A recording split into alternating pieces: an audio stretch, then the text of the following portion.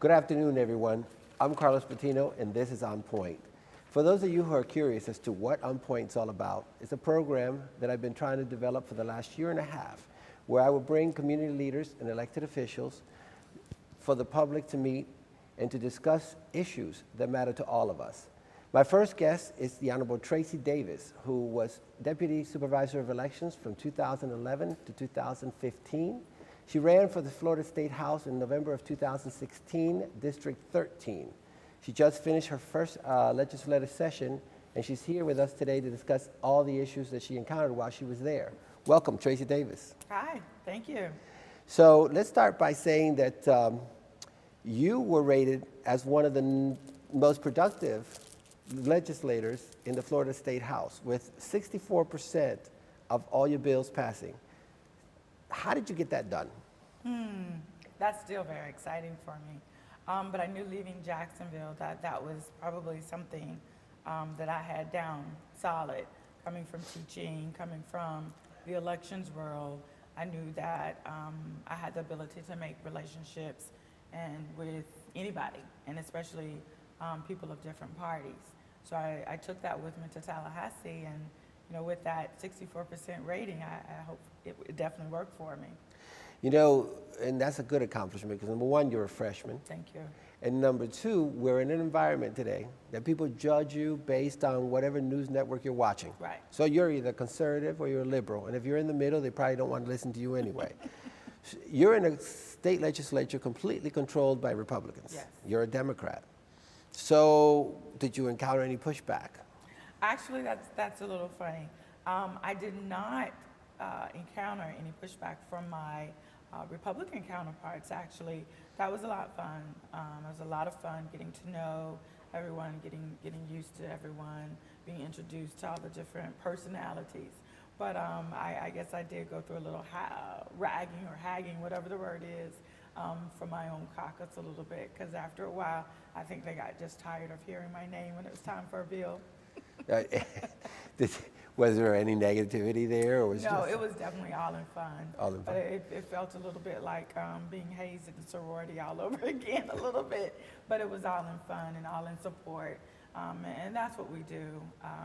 Whether it's a Republican or a Democrat, we do have a sense of support for each other. But the work is definitely in building the relationships within your own caucus as well as across the aisle.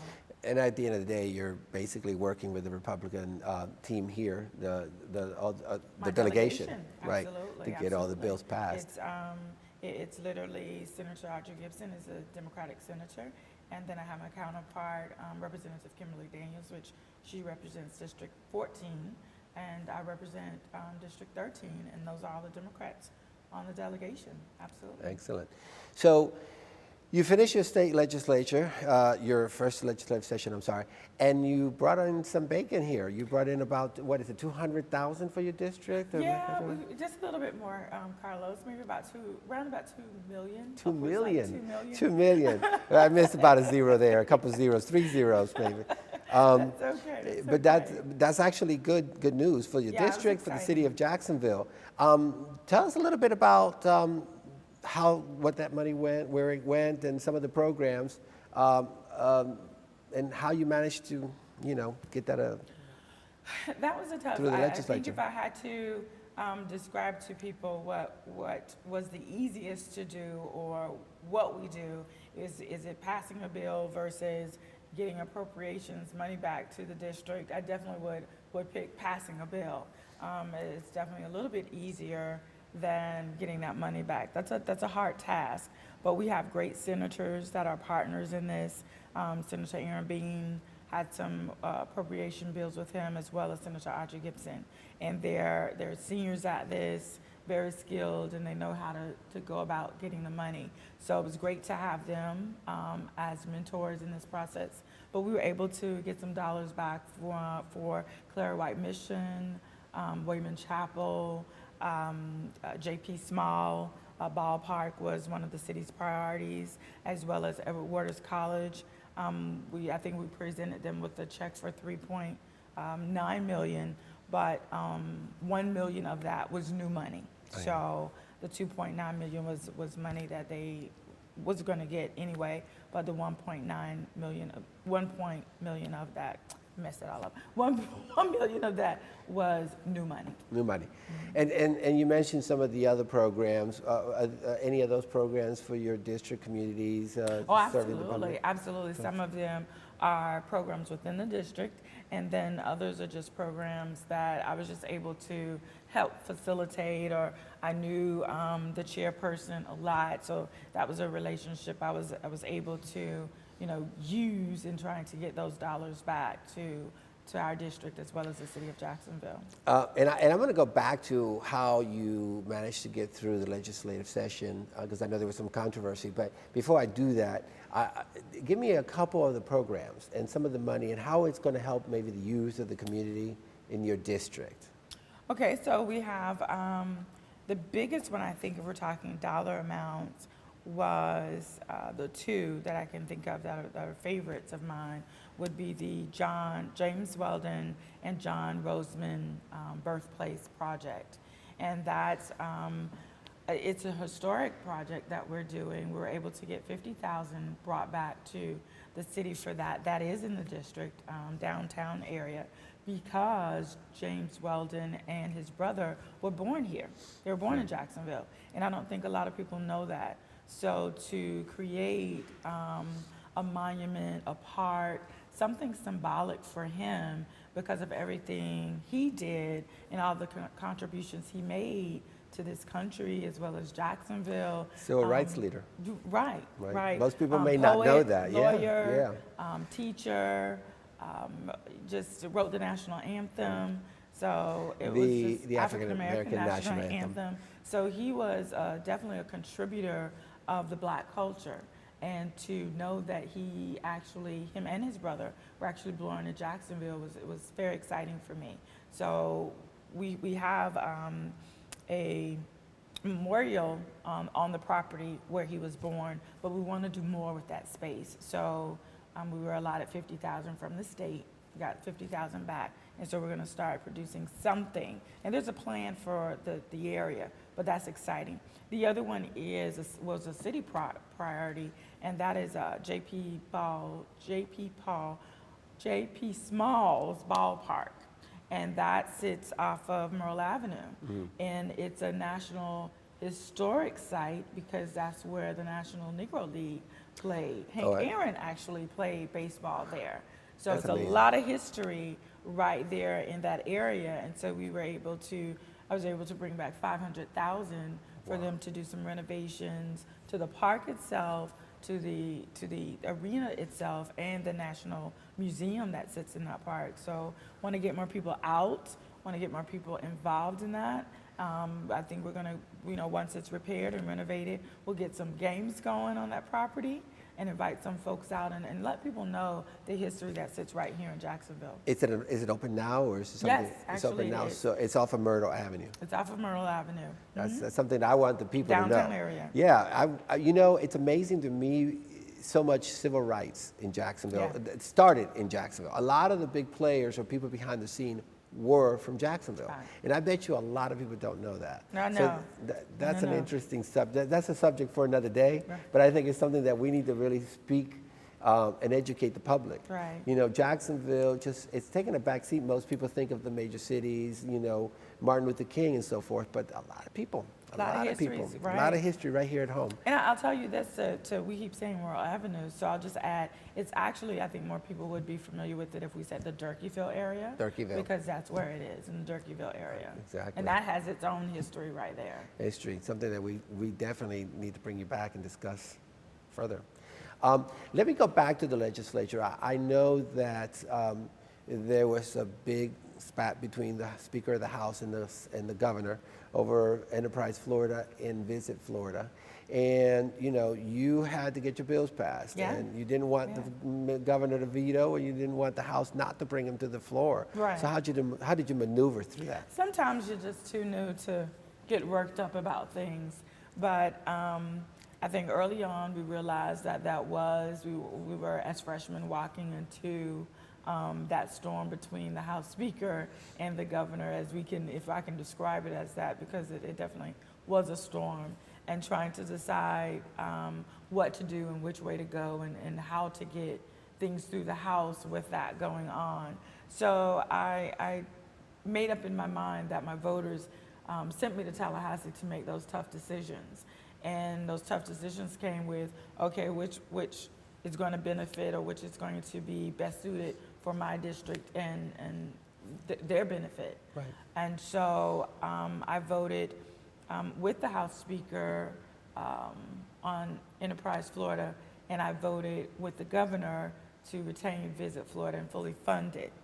And so that's how it ended up at session. But then we were all called back to special session, and it seems like the governor was able to get what he wanted by way of an $85 million fund to use as he needed to get draw businesses here to Florida, as well as the speaker being able to get what he wanted. So you basically got 85 million. It's not called Enterprise Florida, but he can use it Right, the same right. way Enterprise Florida Right, was and able the to governor also was able to get Visit Florida funded as well. as well. So, but at the end of the day, both men got what they wanted. The governor wanted Enterprise Florida, and instead he got an $85 million fund to replace Enterprise Florida, and then he also received fully funding of Visit Florida. And now that we're sitting here at the end of the day, the House Speaker's priority was the passing of a controversial education bill, 7069, and I think probably about 2 weeks ago, at the taping of this, the governor he signed the bill. Signed the bill. So now that was Tell me a little bit Speaker's more about priority. that one. There's a couple other laws that were passed that you had to deal with special session, but I want to know about that education bill because I'm sure that affects a lot of the education. You're a former educator, I believe. Yes. So tell me a little bit about that and how that impacts the district. Wow, it's a lot going on with that bill. We talked about it a little bit as a unit, but there's a lot going on with that bill in the sense of there are a lot of positives, a lot of good to it, a lot of bad to it. And I'll be the first one to say that because I had a bill called the Minority Teacher Scholarship Bill actually wrapped up in that. So I can, Right. That's a part of the good. But when you're talking about the bad, with this particular bill, our district is going to suffer with our traditional public schools about $15–16 million in loss each year for a 5-year period, which will total probably about upwards $90 million that our district is going to lose in traditional public school funding behind that. And there are a lot of other They're going to lose it. Why again? I'm sorry.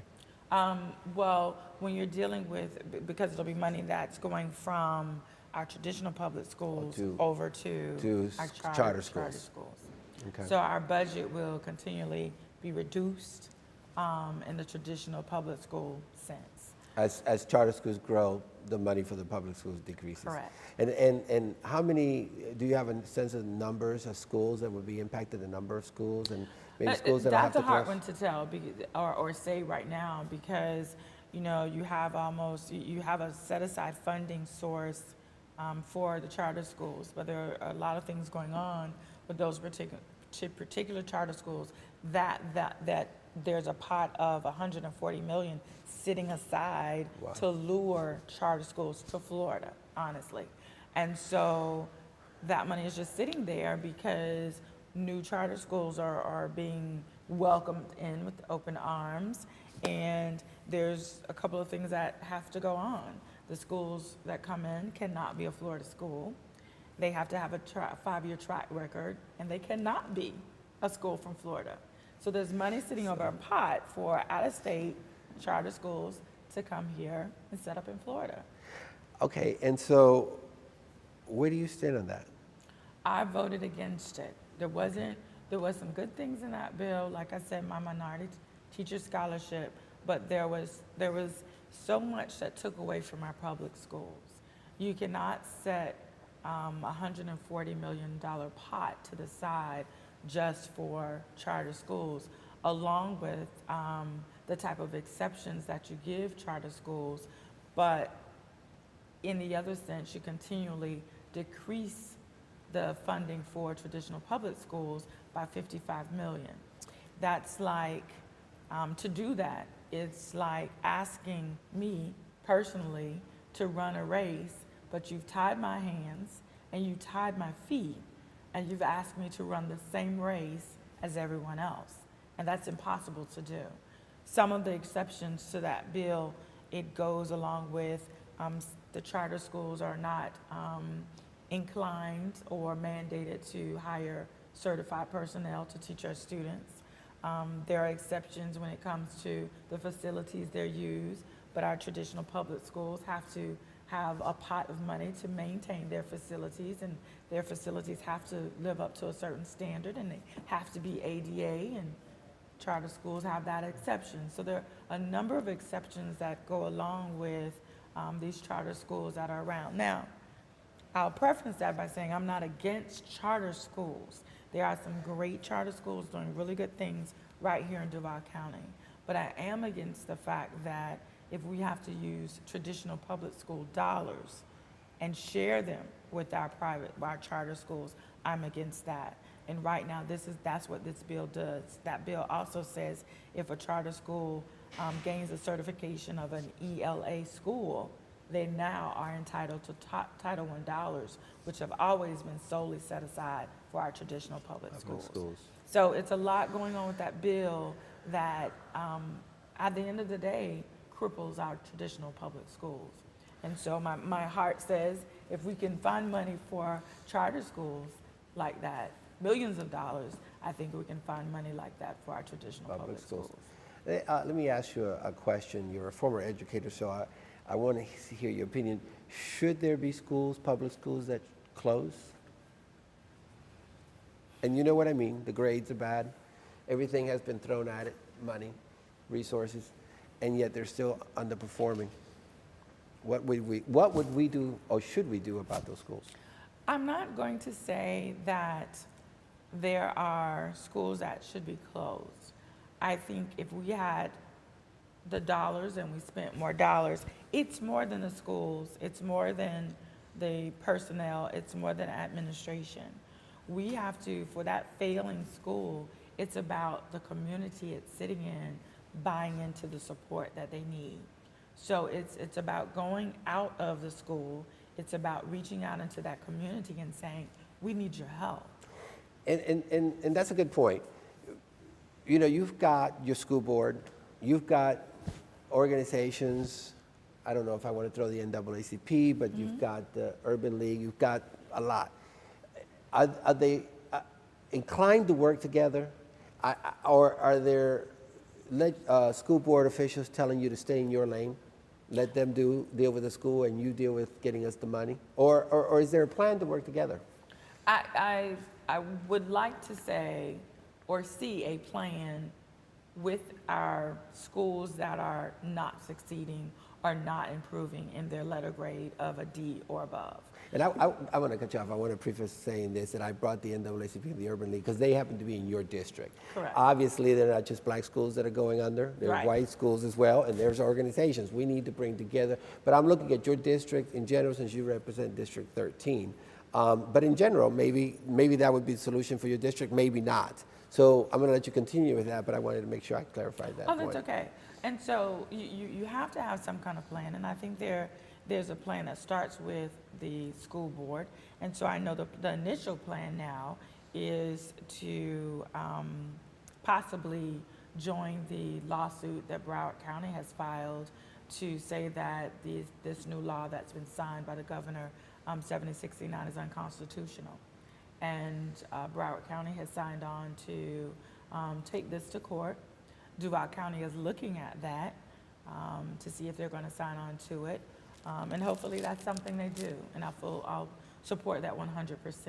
But in the meantime, I think it's a message that, yes, the NAACP and the Urban League and other organizations, children in schools, communities in schools, and other family support services can join together. And we do create a plan to help our community where these schools that are low performing and not performing up to the standard, support them enough where they have the ability to improve. And they do have time to do it. They have probably, I think, if I'm not mistaken, about 2 years before the state will come in and close them and replace them with a School of Hope that's a charter school. But again, you're talking closing a neighborhood school and where the children probably are dropped off less than a half a mile away, or they walk to school and close that school, and a charter school can set up within 5 miles. And we all know in Duval County, 5 miles from someone's home can actually take them over a bridge. So it's not necessarily the best thing for our students and their parents. That may cause hardship just trying to get their child to school. So I can't answer it specifically as to what the plan is, but I know we will definitely have a plan in place to help support these schools by way of the community as a whole, because the community has to buy into this to help us support this school, help us support the principal, help us support the teachers, and help us support those students and improve that grade. Excellent. We'll be right back. We're going to take a little break, and then we will continue the conversation with the Honorable Tracie Davis, and we're going to discuss issues that she encountered in the state legislature, such as marijuana. We'll be right back. This show has been sponsored by Fifth Element. There are 4 basic elements: earth, water, air, and fire. We believe food is the 5th element for survival. Searching for delicious, tasteful Indian food? Your search will end up here at Fifth Element. The 5th element sizzles your taste buds with exquisite Indian and Chinese delicacies. It's an experience that will make you come back again and again. The 5th element is the finest Indian cuisine. It is as rich and unique as its civilization. Our lunchtime hours are from Monday to Friday from 11 a.m. to 2:30 p.m., Saturday to Sunday from 11:30 a.m. to 3 p.m., and our dinner hours are Sunday through Thursday, 5:30 p.m. to 10 p.m., and Friday through Saturday, 5:30 p.m. to 10:30 p.m. Welcome back to On Point. You might hear a little bit of background noise there. I just want to let everyone know that we are filming in a public place, so if you hear that, just put it aside. We're going to continue the conversation now with Tracie Davis, and we're going to be discussing the law that just passed in the state legislature concerning marijuana. Tracie, Yes. special session. Yes. You were having to deal with the issue of marijuana use. Yes. How did that go down? 110% in support of the medicinal marijuana, and I'm glad, thankful that we were actually called back to get that solved. That bill actually died moments before session was over, so that was disappointing, but I am glad that we were called back to solve it. We did. We passed legislation that included a person being able to receive their medicinal marijuana in an edible form, oil, cincture, or vapor. The unfortunate side of that is it doesn't include a smokable version. So I think that's some of the narrative that's out there, that John Morgan will be suing the House because of what the voters voted on in Amendment 2. Is there a concern that perhaps maybe by passing a smoking version, you're probably creating other diseases that are related to smoking? And you know, you can probably get the same medicinal effect by using edible versions? We think so, and I think that was some of the concern debated. We have a few medical doctors that are House reps as well, and that was the concern expressed by them as we were debating the medical marijuana bill.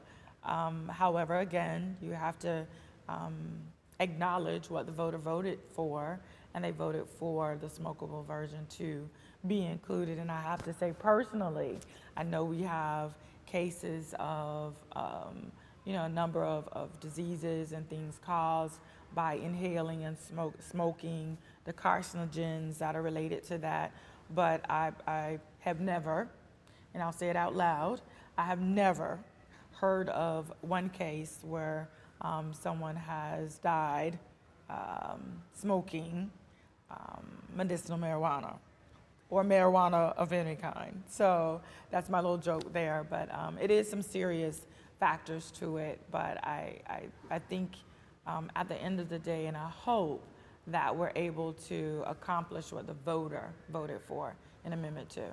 The flip side of that is that some people also want to purchase the actual marijuana leaf, Yes. which right now they're not able to because of the Correct. law, Correct. and mix their own oils the way they see fit.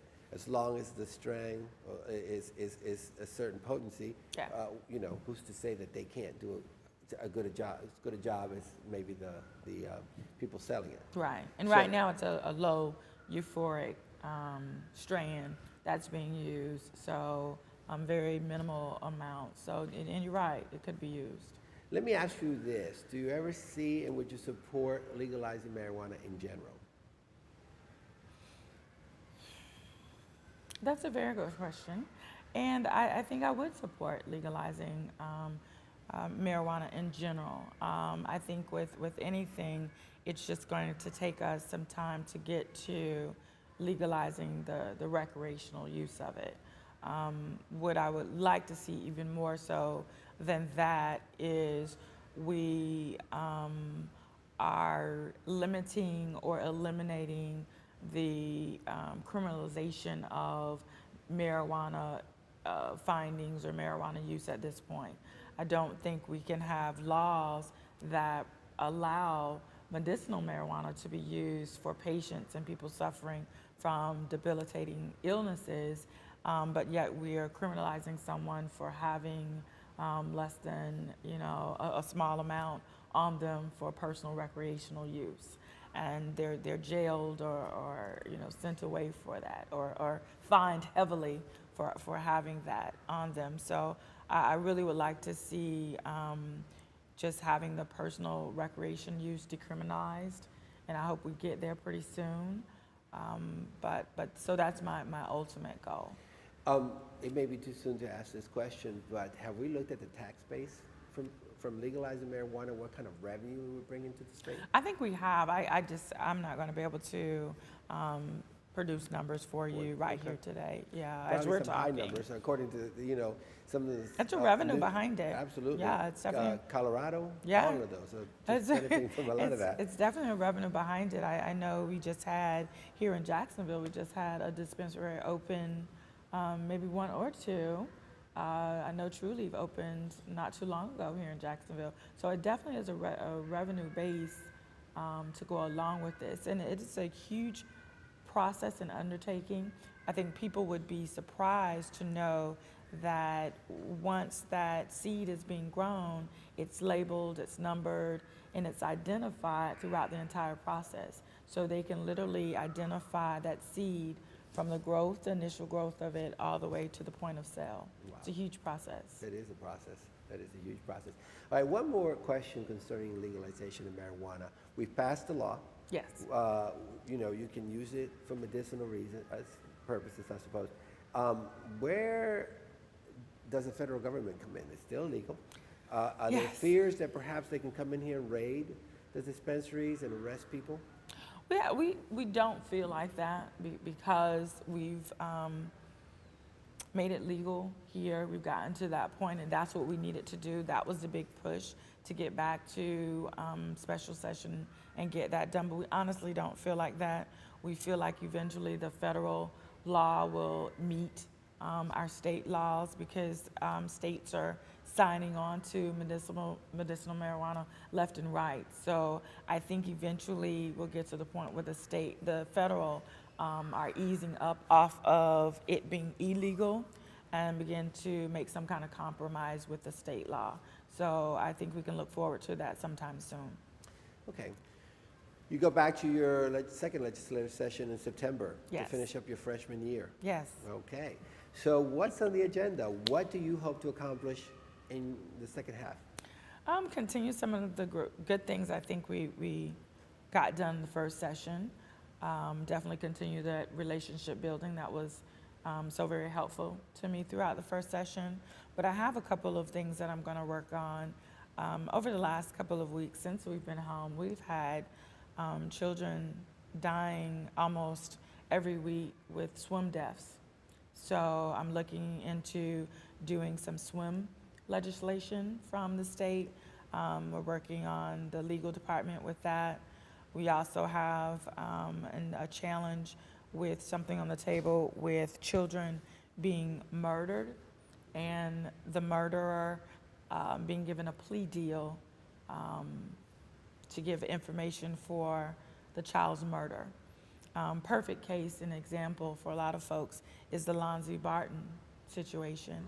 And I don't think anyone realizes, or it's a minimal amount of people that realize that there's no one in jail for Lonzie's murder. I didn't know that. Ruben is in jail for something completely different, drug use or taking them to the location. But he was able to plead out of the murder. Give us the details for those that don't know how about that. As far as Lonzie Barton's murder, I think he was a 2-year-old, and initially he was being babysat. Him and his sister was being babysat by the mother's boyfriend. Long case. Initially, he called in and said that his car was stolen and he had children in the car, and that turned out to be false. Later, they found out that the mom was at work and the child was in his care and died while he was in his care. Then later on, as the investigation continued, we found out that mom knew about the situation and it was really all a lie, and that mom and the boyfriend were in the house and the child somehow died in the bathtub. He had a large gash or something around his head once they did the autopsy. So at the end of the day, mom was aware of the murder. We don't know how much of a role she played in the child's death, but we do know his death was at the hands of And no one's gone to jail for that. Ruben. For that reason. Correct. For that reason. And so it's a group out there called Safe Haven of Northeast Florida that I'm working with. And Kylie Ann was a child that was murdered in a similar situation, and murdered at the hands of mom's boyfriend. And at this point, he's in jail serving time under a plea deal. And so the anguish that these families are having is realizing that these children are dying and no one is really being jailed for the murder. And so that probably will be a tougher one for us to do, because the plea deal is something that our state attorneys use to gain information for the case and evidence to be able to convict. So And sometimes they don't have a clue as to where the body is, and this way they can finish. it's a deal, right? It's a deal to get to it's a means to get to the end, your result. And That's so a tough one. that's a tough one. But it's also tough for families losing children that are less than, under the age of 5, and no one being jailed for the death of that child. So that's hard too. And the numbers that you see or can find on Department of Children and Families website for the number of children that are dying every day by this means or some other means, they're astonishing. They're astonishing.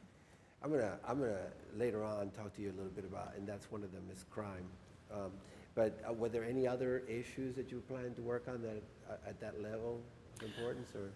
Those are the bigger ones for me right now. And laws come to us, or ideas come to us by a variety of different ways, but those are the two tough things I'm going back to Tallahassee with. My first session, I have to say, I decided that I wanted to learn the system, understand how to maneuver through the system, but with minimal controversy. And so now I've gotten through my first session, basically, and I'm ready to pick up some cases or some situations or matters that have some controversy. So I think I'm ready for a little Stay controversy. tuned. Stay tuned. But we have some exciting things going on as far as the community, but you'll ask me about that Well, later. I'm going to ask you, since you're in between sessions, you're going to be working on a lot of community events. Yes. So let's talk about some of the community events and the importance of having them and how that impacts the neighborhood. Okay. Some of the things that you're working on. So with this being July, we have a few exciting things coming up, and I'm really excited. I think Farm Share is all over the place with everyone, but we'll be having a Farm Share event coming up soon, August the 26th. Right now it's going to be at Wells Fargo on Main Street, in the Springfield area. Like a Yes. farmer's market? Farmers market, yes, Okay. but it's a Farm Share giveaway. Okay. So we're really excited about that. We'll start advertising it and telling people all about it. We're just trying to work out the, do the last few minutes of planning. But we're really excited about it. Want everyone to come out. It's a complete food giveaway if anyone has ever done anything with Farm Share. So we'll have huge, I think, boxes and boxes of food and packages of food to give away. So I wanted to do something in the downtown Springfield area to bring people to that area, because that's a food desert. They're sitting right on the other side of the east side, and that particular area is a food desert.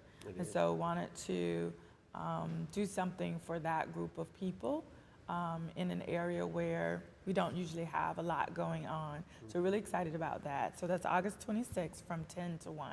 Okay. And the other event we're going to have, and we're still in the beginning planning stages of this one, but we're going to have a community baby shower.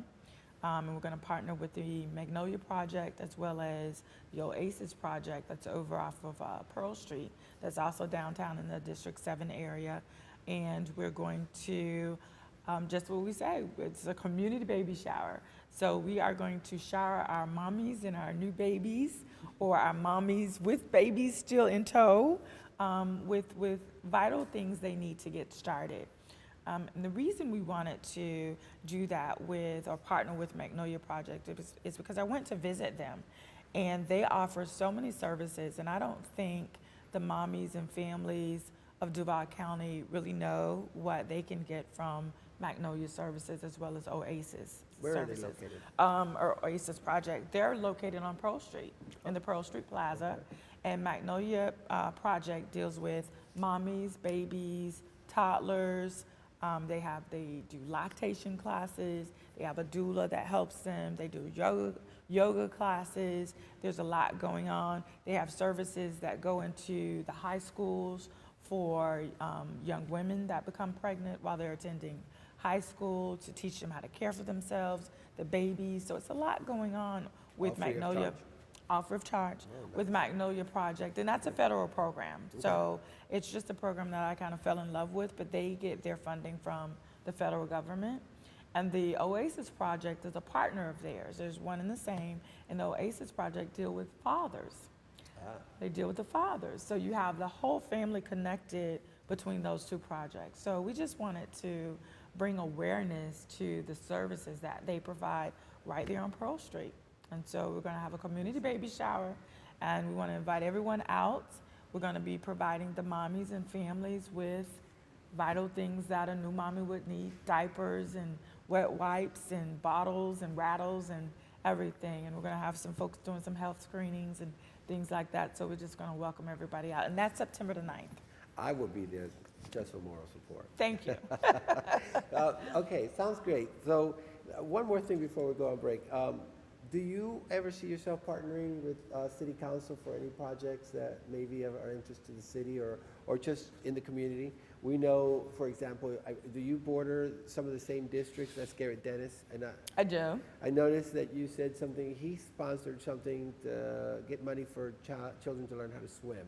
Right. So is the project that you want to introduce to the state legislature and something in conjunction with him or something on your own? Or? The swim project is actually what I'm working on. The swim bill would be in conjunction on my own, not in conjunction with him, just legislation on my own. But it came from that initial project, that initial legislation that he pulled out, and the mayor then actually put some dollars into his budget for it. But I was sitting home watching the TV just like everyone else.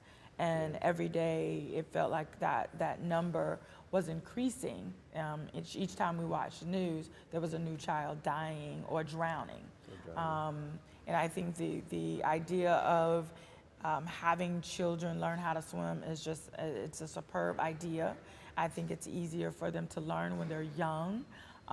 My focus would probably be around the sense of when we're at a pool, that it needs to be a lifeguard if it's a public pool or a homeowners association type activity. There needs to be a lifeguard on the premise if this is something, an activity that's going on. We've just had too many children, I think, drowning, and they were just being watched. They were being watched, and the adults literally walked away. So I think if you have someone there and it's their job to watch and ensure the safety of the adults as well as the children at the pool, then that's the best thing for our community as a whole.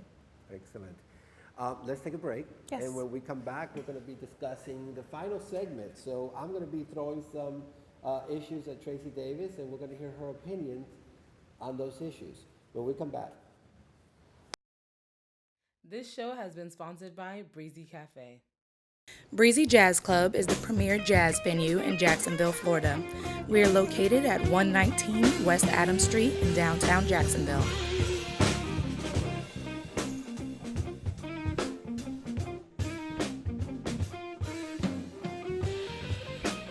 We're open Sunday for brunch from 10 a.m. to 3 p.m. Live performances each week. Crack open a beer or enjoy a glass of wine while listening to some of the greatest local and national artists.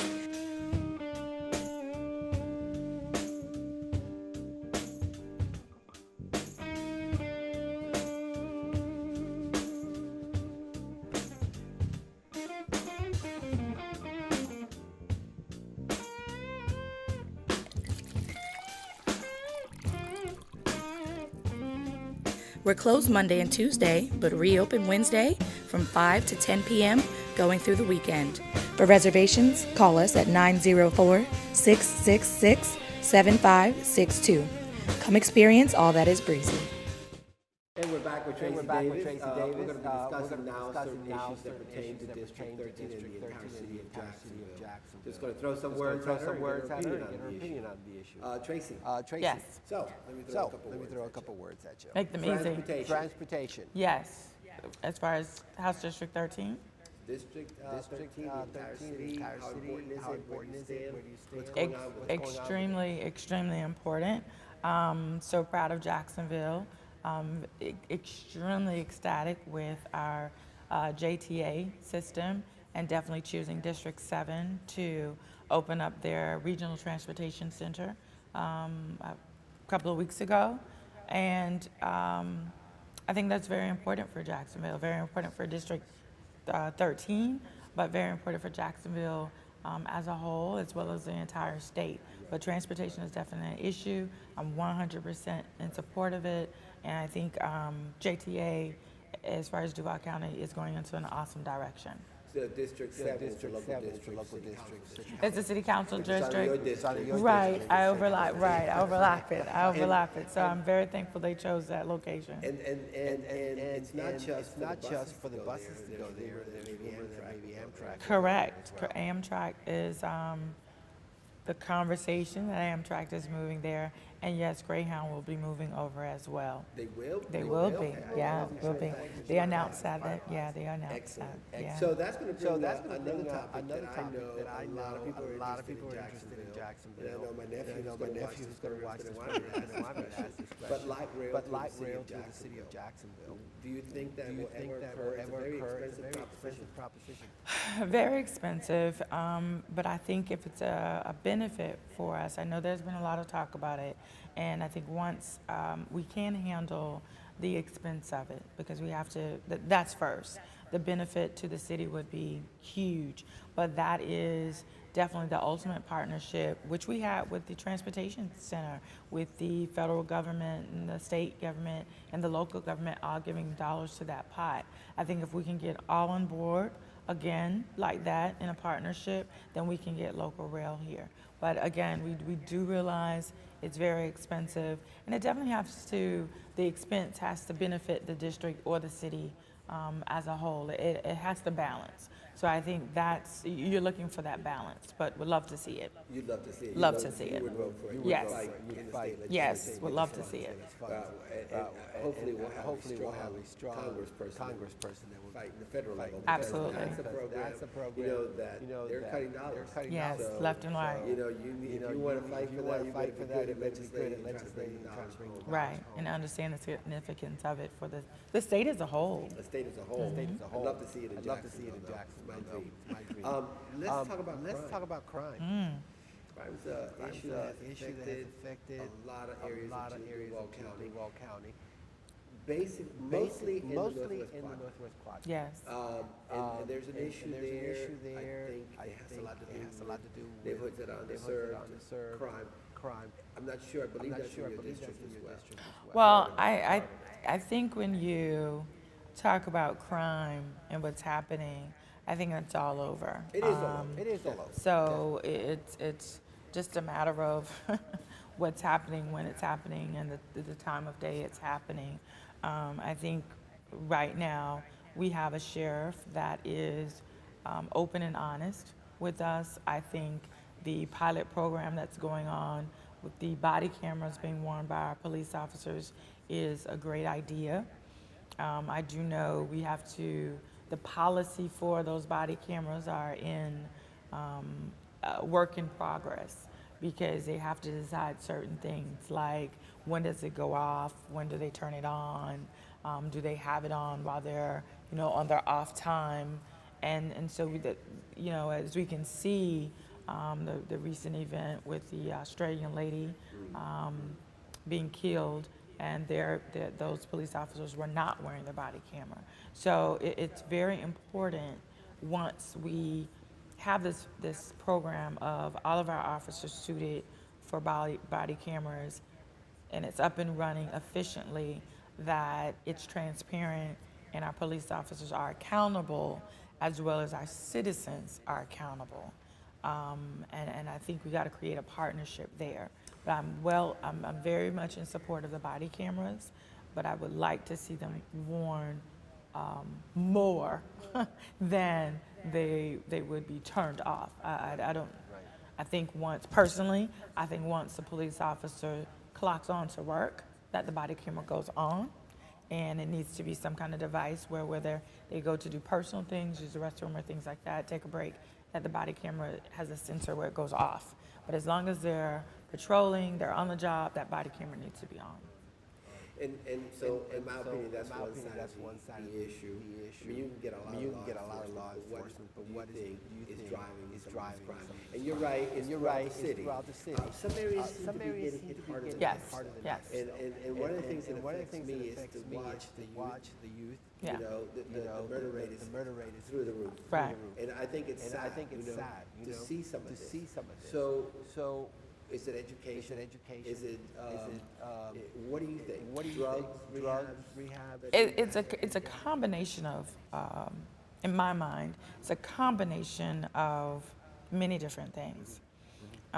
It's a combination of lack of education. It's a combination of lack of job. It's a combination of lack of hope. It's a mentality of poverty. There's a lot going on, and when you lose hope, you become you hit a place of despair to me. And so that's why it's so encouraging to have Amazon come to Jacksonville, to have IKEA come to Jacksonville and, offer the jobs that they're offering, starting, I think the ranging salaries are from $12 to $15. And so that is an increase in people getting jobs. That's an increase of changing of someone's socioeconomic status, putting them back to work, helping create a foundation where they can begin to support their family. Because right now I think that's the despair. I'm not educated enough to go and get a $50,000 job. And the job I don't have because of the layoffs all over the place. And then what do I turn to? I turn to fast money. and with fast money comes the drugs and the crime. And so we have to get rid of that person having that much time to deal with that. Right. And if we have a decent job where a college education is not needed, but this person can make decent living wages to be able to support themselves, support a family and a household, and maintain, then I think, you know, the society and the community they live in will change, because the despair will decrease, because now they have something to work for and look forward to, and that's that job. But those are huge companies coming to Jacksonville. So I'm looking for great things as a result of those companies coming here and offering those thousands of jobs. And those aren't the last companies. They got two sites. Yes. The west side and the west side. Right. I did thousands of jobs. So I'm hopeful. I'm very hopeful that we'll see some decline in our crime. It's not going to go away. We both know that. But I'm very hopeful that we see decrease in the. I'd love to. Yes, I know we love for it to go away, but you're right. we got to I do. mean, Got to. exactly. I know we'll see some decrease in that crime area. I got maybe one or two more questions and we'll wrap it up. But how do you feel about the racial divide in Jacksonville? I mean, a lot of people say it's a good old boy town. Some people say it's progressive quite a bit. What I've noticed in some neighborhoods is you've got predominantly black, predominantly white neighborhoods are mixed. I lived in a very predominantly black. I love that neighborhood. And I actually live close to it. But I mean, how do you feel about that? Do you think it's changing? Do you think more needs to be done? Do you think we've come a long way? Just your thoughts. Okay, so I've lived in both. I grew up in a predominantly black neighborhood, living in between Rains and Ribault all of my life. As an adult, I moved away to the west side, where I then had my family and my daughter, and was raising her in a very diverse neighborhood where our neighbors were not African American. Our neighbors were Hispanic and white, and they were all over the neighborhood. And so now I'm back over in the Springfield area, where around our area, like you said, it's predominantly black. And so I guess I have had the ability of living right in a couple of different. I've lived on both sides of it. Do you think the racial divide is narrowing? I guess it's hard to say. I mean, I do, but I simply think people are comfortable where they live, and I do think it's decreasing in the sense of the neighborhoods, even the ones that are on the outskirts of the city are still diverse neighborhoods.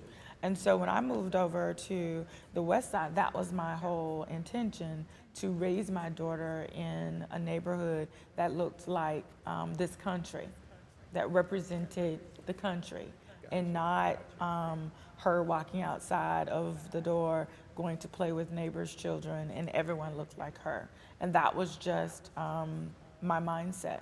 But I also worked on the west side. I was teaching at the time, and so we were just, it was convenient. But that was my goal while I was raising my daughter, is for her to just see a diverse neighborhood. And so I do think it's narrowing, because our neighborhoods are diverse. And I don't know if we have a lot of those neighborhoods throughout the city that still look one way or the other. But I do think people live where they enjoy living, and the other side of it, they live where they can afford to live. And so I don't know about the racial divide, but I do know that we have a great city here. We have a great city here, and it's full of full of diversity. We haven't had a lot of the problems cities that other cities riots and so have with forth. riots. Correct. I think that I there think are that there are calmer calmer minds here. minds here. And you said something about the sheriff. I do commend him. I think he's come a long way. I do. He's beating out corruption in the police department, several arrests. Yes. So shout out to him. Shout out actually to the mayor, who's also a Republican, but he's done a lot. Tackled a lot of issues, subject for another day. I get it. All right, so I'm going to hit you with one last thing. You're coming up for re-election. I am. You know, with all 2018. 2018. I'm going to give you a chance to speak on that, but you know, we've had a lot of controversy with a lot of espionage and interference with the elections, and now a lot of people think that the midterm elections, which are very important, Correct. you know, some of the people, governors elected this midterm election will be elected through the census, Right. including some state Correct. senates. Okay, and so there's fear that there may be interference with the midterm elections, but also midterm elections are not your party's stronghold. Democrats tend to not vote in midterm elections. I don't know why. And I've noticed that after the elections, they tend to, be very vocal about the government that gets elected. Right. How do you change that? How do you motivate people? Get them out to the polls. Or is there a way? You work for elections, so I mean, it's your thoughts. It could be an impossible task. But I want to hear your thoughts on it. I love this question. I absolutely do. And as an election person, coming from that arena, I ask that question all the time for many, many years.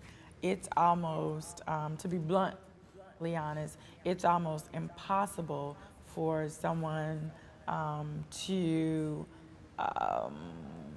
from the election side of it, get you to the poll other than doing what the elections office does, and that's send you your information on time, let you know the dates, inform you of the times, that kind of thing. That's what they do by law. People are excited by a candidate. People come out, they're motivated, they're excited, they're empowered, and feel like they need to vote by way of the energy coming from the candidate. So that is the person who, or candidates, those are the people who drive people to the polls. That connection they make, that information they send, whether they've seen these people before, they just like this person, they love what they're saying and the energy they give off. It is the candidate that motivates people to come. And the elections office kind of help that along. But so I tell people all the time, folks are going to come out to vote if it's somebody out there that they connect with and they like and they want to follow and they want to see be successful. And you're right, come gubernatorial time, this isn't a popular time for folks to come out. And the first group that stopped coming are the voters that only vote during presidential elections. It's almost impossible to get that voter to come back out. They have no interest, no matter what you do, no matter what you mail to the house, no matter what you say on the TV. They're just not coming. They're every 4-year voter, and that's it. And then the other groups just don't see the gubernatorial elections, our midterm elections, as that important. Yeah, they get to draw the Right. and they don't see this person being of that important. So what we have to do when we have an open seat like we have right now is to chime a lot. We have to speak really, those people who know about elections, those people who know how important this election is, it's gubernatorial, our midterm elections, we have to be louder than usual, I think. We have to be louder than usual. We have to be more aggressive than usual, because folks that are usually not in tune to this need to know how important it is. And as a Democrat, wanting a Democrat to take over as governor, I'm going to be the first one to be loud.